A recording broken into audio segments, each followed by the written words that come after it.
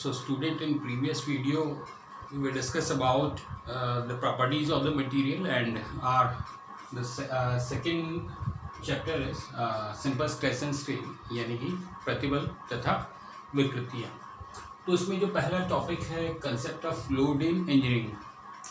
तो देखिए लोड क्या है, लोड फोर्स को ही इंजीनियरिंग में लोड कहा जाता है। तो जनरली जो फोर्स की डेफिनेशन है, force is an agent which produces or tends to produce or destroy or tends to destroy the motion of the body। यानी बल वह बाह्य कारक है जो किसी वस्तु की स्थिति में परिवर्तन करता है या परिवर्तन करने का प्रयास करता है, और जो इंजीनियरिंग में बल को ही भार कहा जाता है या लोड कहा जाता है। नेक्स्ट जो टॉपिक है हमारा टाइप्स ऑफ लोड यानी भारों के प्रकार। तो सबसे पहला है dead load and live load, यानी कि चल भार तथा मृद भार। तो सबसे पहला आता है हमारा डेड लोड यानी कि मृद भार। तो dead load is a load which does not change its position with respect to time, यानी कि मृद भार ऐसा भार जो समय के साथ साथ अपनी स्थिति में कोई परिवर्तन ना करे।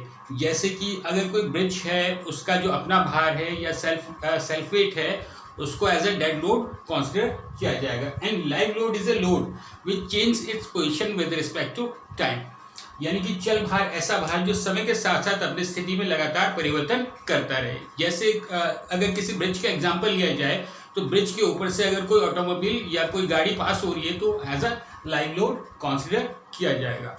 The next one is axial and transverse load, यानी कि अक्षीय तथा अनुप्रस्थ भार। तो इसको हम एक डायग्राम की हेल्प से समझेंगे।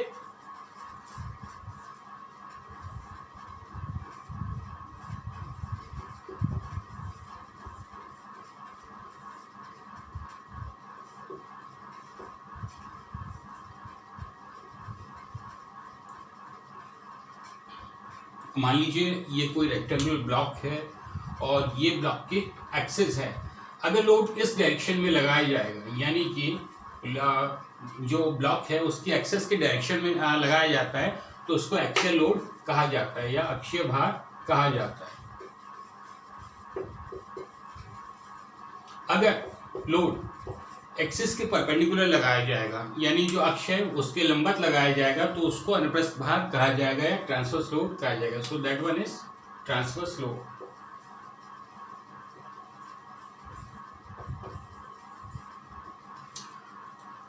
तो नेक्स्ट टॉपिक है टेंसाइल एंड कंप्रेसिव लोड, यानी कि तनाव तथा संपीड़न भार। तो ये हम पहले भी डिस्कस कर चुके हैं कि अगर किसी ऑब्जेक्ट में लोड इस तरह से लगाया जाए कि जो भार की जो प्रवृत्ति है ऑब्जेक्ट को स्ट्रेच करने की हो, यानी कि खींचने की हो, तो ऐसे लोड को टेंसाइल लोड या तनाव भार कहा जाता है। और यदि भार इस प्रकार से लगाया जाए कि जो उसकी प्रवृत्ति है वस्तु को दबाने की हो या ऑब्जेक्ट को स्क्वीज करने की हो, तो ऐसा लोड कंप्रेसिव लोड कहलाएगा। तो नेक्स्ट है शियर लोड और शियर फोर्स, यानी कर्तन भार या कर्तन बल। तो इसको हम समझेंगे एग्जाम्पल के थ्रू या एक डायग्राम के थ्रू। तो देखिए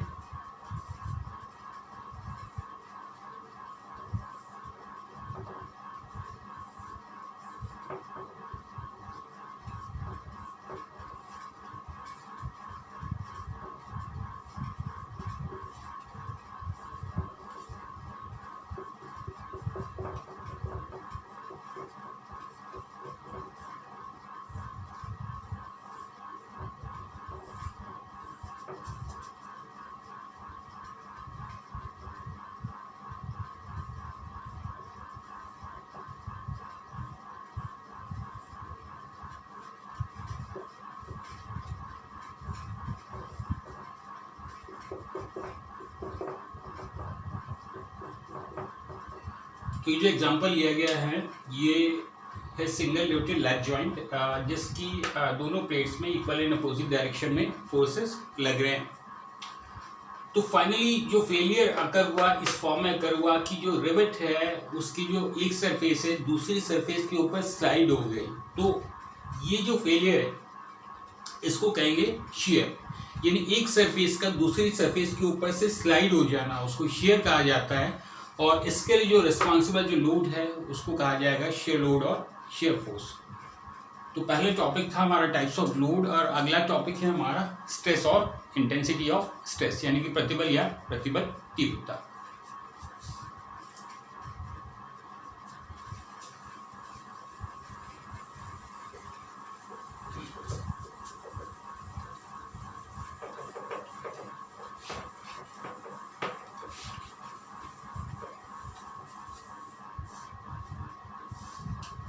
स्ट्रेस और इंटेंसिटी ऑफ स्ट्रेस।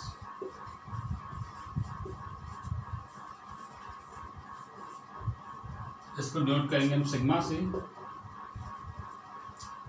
देखिए जैसा कि आप फिजिक्स में पढ़ चुके हो अप्लाइड फिजिक्स सेकंड में स्ट्रेस के बारे में, कि जो प्रतिबल है वो किसी वस्तु के ऊपर लगने वाला आंतरिक प्रतिरोधी बल या किसी वस्तु में उत्पन्न होने वाला आंतरिक प्रतिरोधी बल है, उसको प्रतिबल कहा जाता है। तो इसको समझते हैं हम डायग्राम की हेल्प से।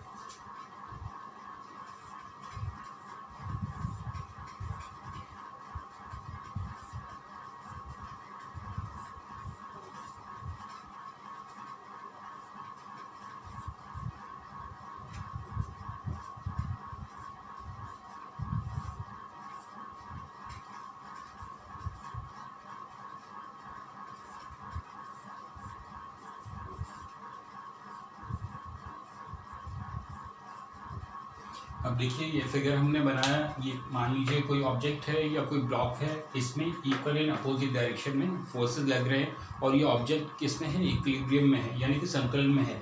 तो अगर इसको एक सेक्शन कर लें, एक्स जो ट्रांसफर सेक्शन हमने लिया, तो इसका अगर ये ऑब्जेक्ट इक्विलिब्रियम में है, संतुलन में है, तो इसका ईच एंड एवरी सेक्शन जो है इक्विलिब्रियम में होगा या संतुलन में होगा।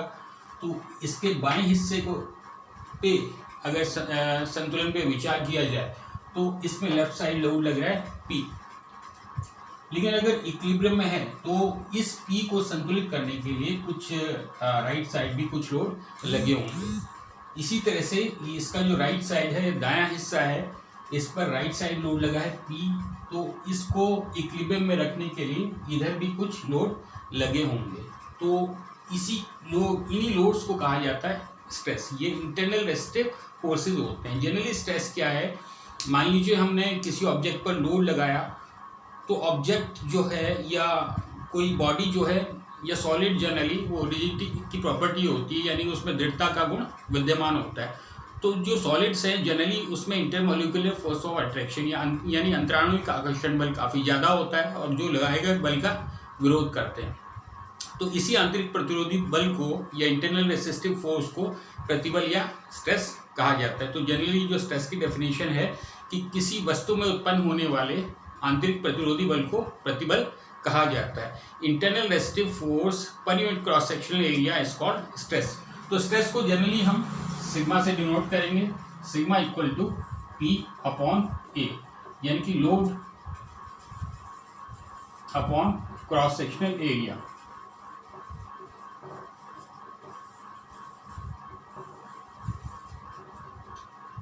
देखिए लोड की यूनिट अगर न्यूटन है और क्रॉस सेक्शन एरिया की यूनिट मीटर स्क्वायर, तो स्ट्रेस की यूनिट हो जाएगी न्यूटन पर मीटर स्क्वायर। अगर एरिया को mm स्क्वायर में लिया जाए तो स्ट्रेस की जो यूनिट हो जाएगी वो न्यूटन पर mm स्क्वायर हो जाएगी। लेकिन 1 न्यूटन पर mm स्क्वायर जो है स्ट्रेस की बहुत छोटी यूनिट है। इंजीनियरिंग एप्लीकेशन में स्ट्रेस की जो लार्जर यूनिट है या बड़ी यूनिट है वो यूज़ की जाती हैं, जैसे mega pascal, giga pascal, kilo pascal. अब थोड़ा सा हम कन्वर्जन देख लेते हैं। 1 pascal equal to 1 newton per metre square, then 1 kilo pascal equal to 1 into 10⁻³ newton per metre square. 1 mega pascal is equal to 1 into 10⁶ newton per metre square, and 1 giga pascal equal to 1 into 10⁹ newton per metre square. अगर इन सभी का Newton per mm square में conversion किया जाए तो देखिए कैसे होगा। 1 kilo pascal is equal to 1 into 10⁻³ newton per metre square is equal to, अब मीटर को हम m में कन्वर्ट कर लेंगे तो 1 metre equal to 1000 mm।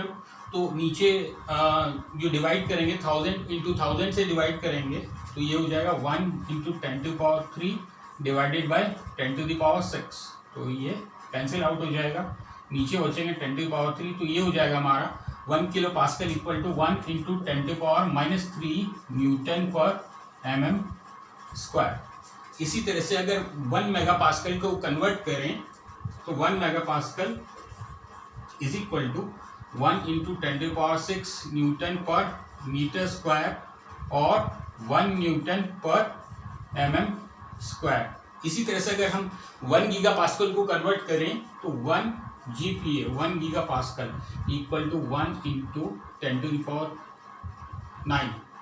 Newton per metre square और 1 × 10⁻³ न्यूटन पर mm स्क्वायर।